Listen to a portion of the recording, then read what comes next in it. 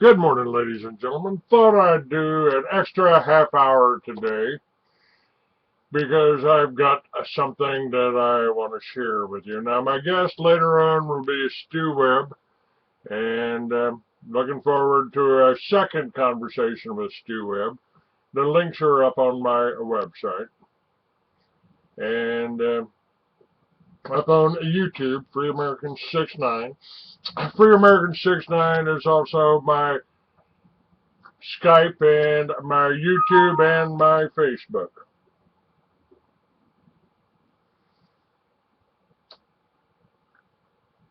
And let's see what else we got here. Well, let's just do this.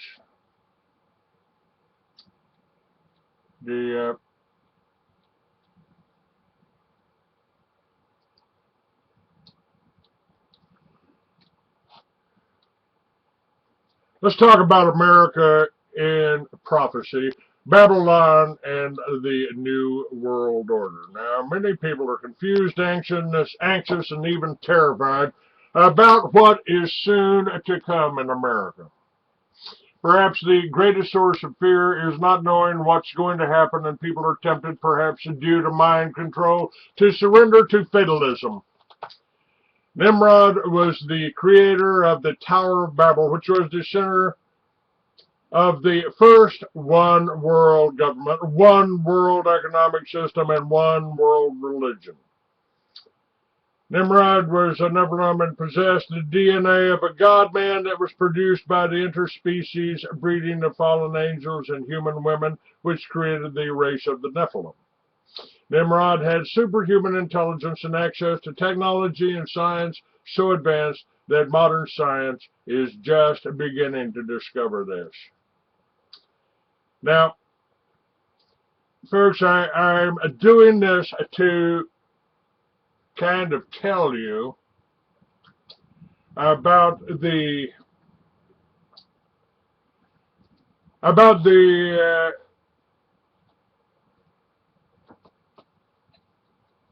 this exact thing. I wrote about it 45 years ago.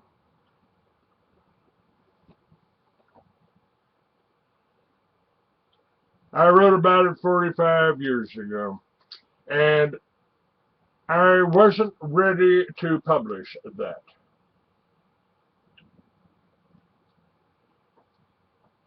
I wasn't,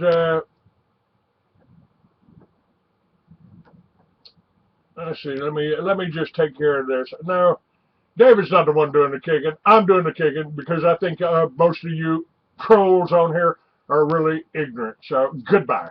All right. Now, matter of fact, let me just stop this because I don't want to hear them anymore. Okay? Now, let's get on with this. The books I wrote, there's two that I haven't been published yet. One is called the Solomon series. The other is called the Lucifer series.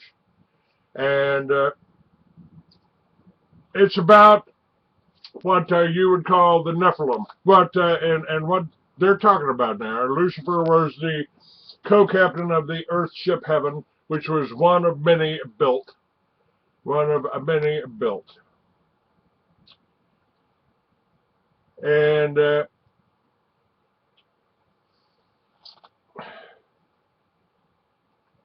I just can't make nobody happy here on this fucking chat room.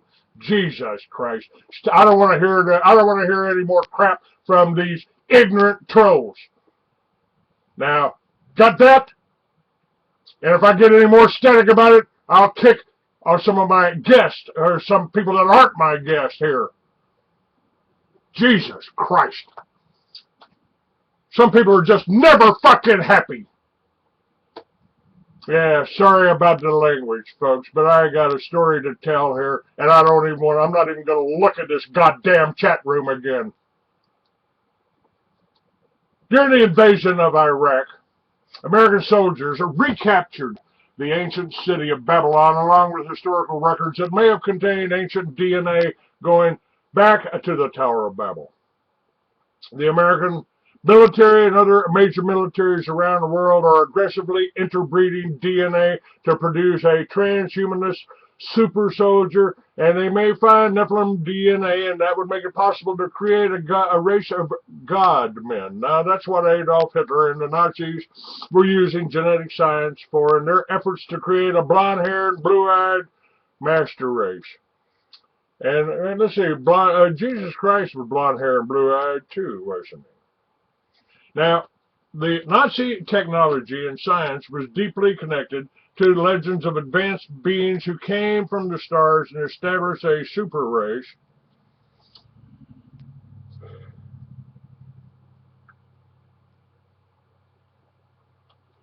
which on the legendary island of Thule, according to, and of course Atlantis too, and then according to ancient Nordic religions, this race of Supermen eventually established a new civilization on Earth called Hyperborea, and there was supposedly a burning black sun which generated a supernatural force called a Vril. In attempting to predict the future of America, one must understand that the universe is currently involved in a great cosmic war between Lucifer and God. God led a rebellion, or Lucifer led a rebellion against God with 1/3 of the angels, a revolution where he intended to violently overthrow the throne of God and become God himself. Large numbers of Lucifer's fallen angels fell to the earth, and ancient legends across the world point to these fallen angels as supermen or godmen who came from the stars with advanced technology, science, and supernatural powers. It was this race of godmen who built the great monolithic monuments before the flood and established the super civilizations like Atlantis and Thule. What is perceived as their occult powers was a combination of supernatural powers and highly advanced scientific knowledge. And the writer here, whose name is Paul McGuire, he has a book called A Prophecy, The Future of America. And I will check that out later. Matter of fact, I'll give it to you folks here in the chat room right at the moment.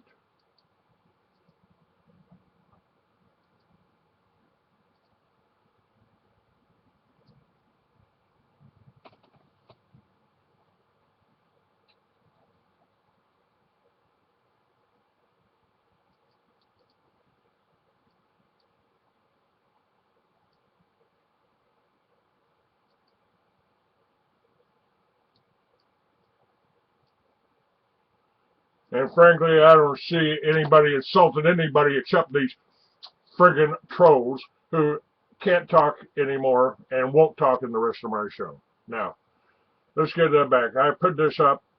Paul McGuire wrote the article that I'm sharing with you because it's just so close to what I wrote about 45 years ago, and I had to spend the last 45 years researching more and more into what I perceived and to what I am now editing on my new book on the Solomon series and Lucifer, which I may become one and the same. McGuire says the evidence of this can be seen at the founding of America, which occurred in 1776, the same year the occult society, the Illuminati, was formed. According to Tom Horn in his book, Apollyon Rising, I believe I've had Tom on my show before, it may come as a little surprise that George W. Bush, in a speech before his second inaugural, said the United States has had a calling from beyond the stars. A disturbing statement when taken directly from the satanic Necronomicon fiction considering alien creator gods. The Freemasons used powerful occult symbols in the layout of Washington, D.C., which incorporated the goat of Mendes, the upside-down pentagram of Baphomet, which is one of the most powerful symbols of Satanism.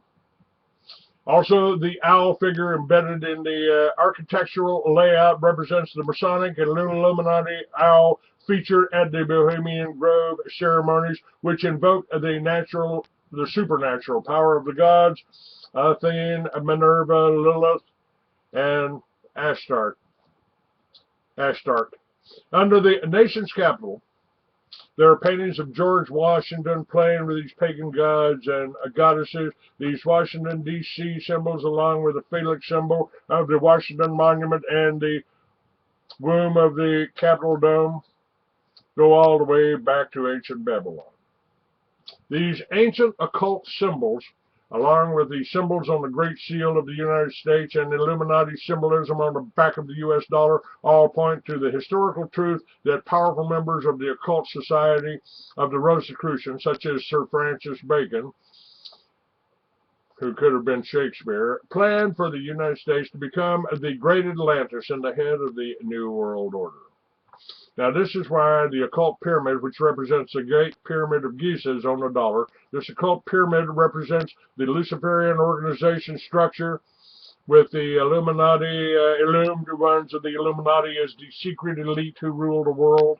They are represented above the all-seeing eye of Lucifer, or the eye of Horus in a triangle. Below are the all-seeing eye of Lucifer. Below the all-seeing eye of Lucifer is the base of the pyramid, which represents the slaves of the New World Order, which would be people like you and me. Well, like you.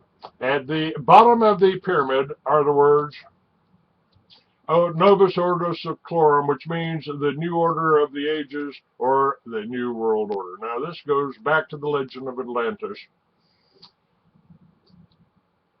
where there was supposedly a university which taught all the higher advanced knowledge of the arts, sciences, medicine, technology, supernatural power, and mathematics. At the top of a giant Atlantean pyramid was the astronomical observatory. When Nimrod built the Tower of Babel, its purpose was to worship the host of heaven in the stars, which probably involved both literally worshiping the race of God-men who came from the stars and practicing the occult and science of astronomy. The bird on the dollar really represents not an eagle, but an occult phoenix. The word phoenix comes from the Phoenicians, who supposedly lived around Mount Hermon, which was the location of an ancient stargate where a race called the Watchers, or gods from the stars, would descend to the earth. The worship of fallen angels that began before Babylon is a central part of the occult teachings that fit into the establishment of America as the center of the New World Order. Apollo, Osiris, or Nimrod appears in code in the symbolism that is part of Washington, D.C. and the Great Seal of the United States. There are numerous references to some kind of god king like Nimrod, who will return from the past to rule the New World Order. And there you have, folks, the essence of the Solomon stories that I started 45 years ago. He returns, he comes back, and he ain't what you think. He's some people, half the world thinks he's the Antichrist, half the world thinks he's the Messiah, and you won't know what he is until you read my book or buy my book, because I haven't even put chapters of it out. But some believe that the tomb of Osiris and Apollo and Nimrod is somewhere deep within the Great Pyramid of Giza. If scientists have actually captured the DNA of Nimrod and they are able to bring this god-man back to life, this potentially could be a transhumanist mechanism for bringing in the Antichrist of Revelation. Obviously, it is purely speculation, but a careful study of many of these symbols and their associated legends reveals close similarities to events foretold in the book of Revelation. Many do not know the difference between prophecy and fatalism. It is possible to varying degrees to see into the future and know what is going to happen.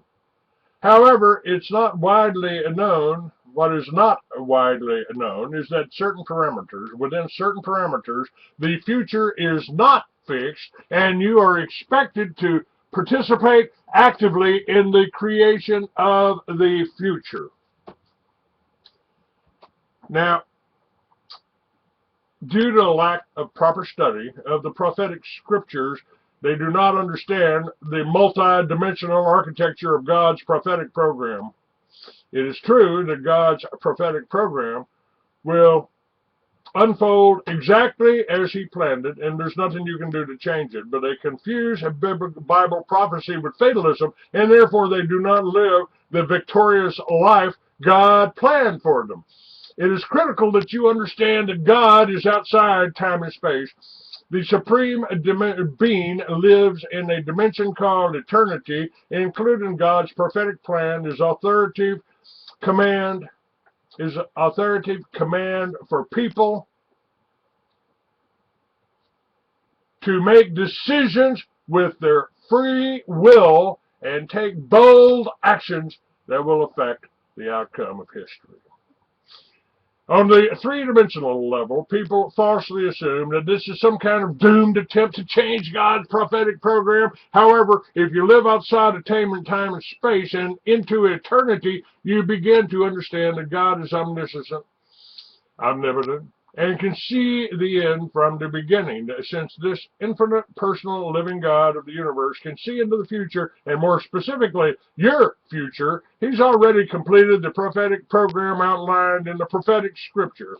Therefore, when he has called upon people in history to do things that change the outcome of history, he has already included that in his planned outcome. In the same way, this infinite, personal, living God of the universe is calling upon countless numbers of people to respond to his divine call. In all probability, this God who is there is calling upon you right now to help participate in his plan and to choose with an act of your will to take certain actions. Among the infinite mathematical probabilities has already taken into account the outcome of such actions and included it in his prophetic plan. It is possible to step outside the matrix of reality that now resembles a computer-generated illusion and understand if you have the faith of a little child, you can access the kings of the kingdom, along with the supernatural authority that goes with it. This authority was given to Adam and Eve in the Garden of Eden. It was given to the disciples of Jesus Christ, who were instructed to pass it on to anyone who would believe. When the term power from on high is used in conveying the upper room experience of the disciples, it is not used in a religious sense. It literally means incredible force and power that can be released into this world for numerous reasons. One can study the Bible prophecy along with the Luciferian plan, and remember, I've told you that I've asked you the question, is the Bible prophecy or is it a plan? Now, what's the oldest religion in the world? Satanism, Luciferianism, whatever you want to call it. And maybe, perhaps, the God of the Bible, Yahweh, the one that was telling you to have no other gods before him, that may have been the devil talking to you. That may have been Satan talking to you. And whether Lucifer is equated with Satan, the Bible is not clear about that. One can study the Bible prophecy along with the Luciferian plan, but if this study leaves you powerless, you've missed something in your analysis. The infinite, personal, living God of the universe has downloaded enormous power into your hands, and you're expected to use it. This cannot be perceived on religious terms. It must be perceived in real terms. And such, when faced with opposition of any kind, you must learn how to access this supernatural power and use it. History is not fixed, and you have been given the power to change it. And folks, when I ask for your help, I do this full time. I research this information. I do this full time. And I wrote about these God men a long time ago. I wrote about it. And yes, matter of fact, the Holocaust is a hoax, and I will be talking that with Gordon Duff on Wednesday. But right now, I want you to understand that what I wrote about so long ago is happening now. In my Solomon novels, marijuana was legal, all victimless crimes had been abolished, and that's happened in Colorado. It's happened in 16 states. It is happening now, and we are trying to pass this information on to you right now.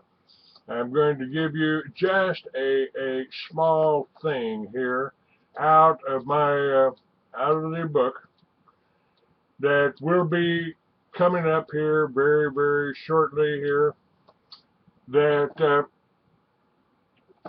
thousands of years ago the earth was a different place. A race existed like no other.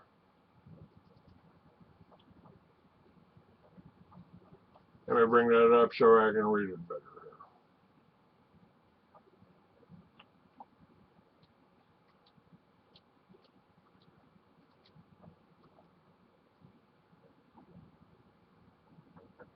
A race existed like no other. Theirs was a technology far ahead of the levels we know of today. They faced a disaster similar to that which killed a dinosaur. They sent their people out into space. Only a few brave souls stayed to help the less advanced inhabitants of the planet rebuild. They were genetically advanced men, almost immortal, incredibly powerful, telepathic, and able to manipulate matter with their minds.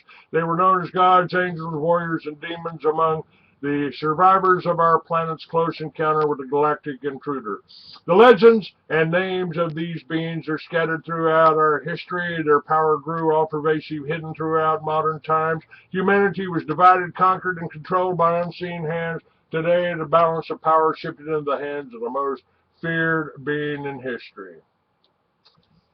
And I pulled from Freemasonry, from Albert Pike's In Morals and Dogma. Pike wrote, Masonry, like all the religions, all the mysteries, Hermetism, and alchemy, conceals its secrets from all except the adepts and sages or the elect, and uses false explanations and misinterpretations of its symbol to mislead those who deserve only to be misled, to conceal the truth which is called light from them, to draw them away from it. Truth is not for those who are unworthy or unable to receive it or would pervert it. The truth must be kept secret. Then the masses need a teaching proportioned to their imperfect reason. Every man's conception of God must be proportioned by his mental cultivation and intellectual powers and moral excellence. God is, as man conceives him, the reflected image of man himself. And the next statement reduces the Masonic philosophy to a single premise.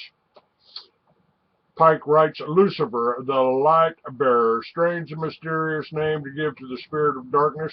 Lucifer, the son of the morning, is it he who bears the light and its splendors, intolerable, blind, feeble, sensual, or selfish souls?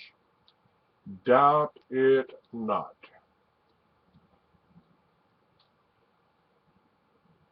And that is the beginning of the novels that I will be releasing this year, if I can get the money, if I raise the money. And frankly, I'm putting this out here to you folks, and I think that is your, I think I'm reaching out to you. I'm telling you right now,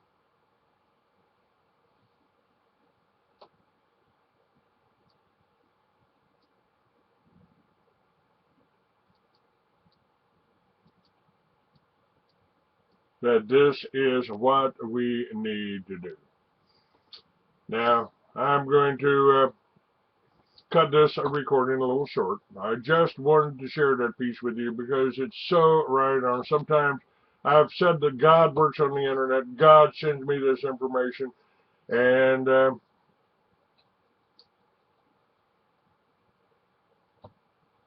that's what we've done. Thanks for listening to this.